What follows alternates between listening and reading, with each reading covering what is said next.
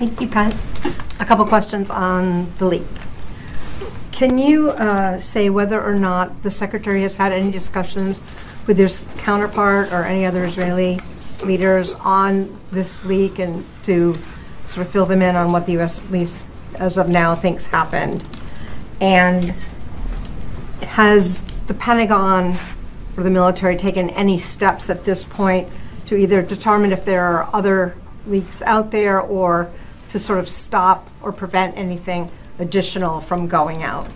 And I have one follow-up. Okay. So just to confirm, you're asking whether or not the department has been in contact with the Israelis? Yes. Yeah. Yes, we have, but I'm just not going to be able to get into private discussions on that. And then, I'm sorry, the second part? Can you say if it was actually the Secretary that spoke with The Secretary has spoken with his counterpart, but again, I'm just not able to get into details on that. Okay. And the second part was, can you talk about any steps that the department has taken, either to shut down any possible additional leaks, or locate where this came from? Yeah, look, I mean, again, as you heard earlier today, the FBI is investigating the alleged leak of classified documents and working closely with the Department of Defense and the intelligence community on this. The investigation is in its first few days, so it's important to let that investigation run its course.